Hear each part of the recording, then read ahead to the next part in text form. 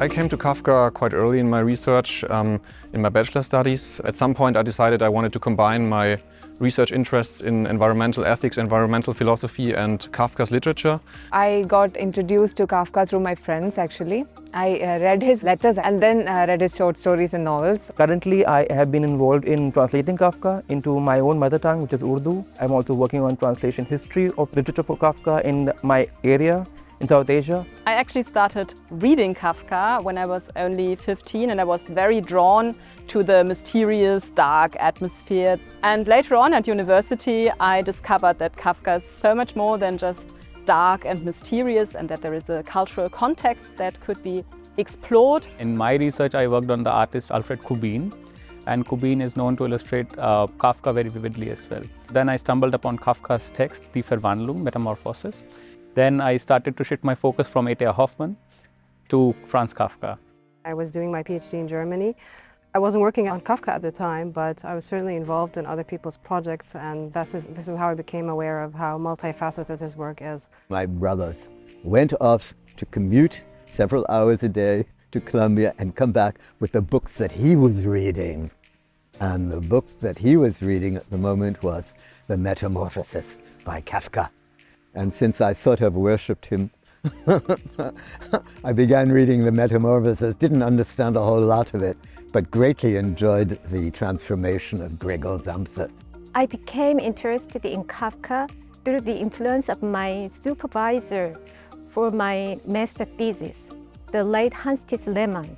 I have become increasingly interested in the comic elements and effects in Kafka's works. Kafka is a very popular subject in my university. When I saw the announcement of the conference, I saw Eastern Europe was among the topics, Kafka in Eastern Europe, so I thought, I might be able to say something about this. Kafka is extremely popular in Japan. Kafka is a kind of a myth or very idealized person. And that's why I have recently written the book whose title is The Real Kafka, or maybe The True Kafka. And I would like to show the Japanese people the more interesting aspects. Even though I've been a film studies scholar for a long time, and Kafka has meant a lot to me personally for a long time, I'm only beginning to work on Kafka professionally. I'm doing a project on the Jewish horror film. And to my mind, the connection between Kafka and the great Canadian filmmaker David Cronenberg is central to understanding an idea of Jewish horror. I've started working on Kafka really by chance. I was in the archive and then found a very furious newspaper article about someone arguing whether Alfred Kurella, who was the highest ranking functionary in the GDR, and he was very furious, saying, well, I don't think Kafka really fits into our realist canon. And so then I started digging a bit deeper. I like to think that Kafka was the greatest accident of my life. I started my master's degree and my research field had nothing to do with Kafka. And when I started my PhD, I decided that there was no complete reception study on Kafka, and so the journey started there. Back in the day, developed an interest and fondness for Kafka, and since then I have worked on the moving image practices of William Kentridge, and through that come to the Centre for the Less Good Idea, which is a theatre company founded by William Kentridge in South Africa, which has produced a range of productions based on the fragments and short stories of Kafka. I started to read Kafka in my high school, in Chinese translation, of course. And then I chose German studies as my major in university, and I started to read Franz Kafka in original German literature.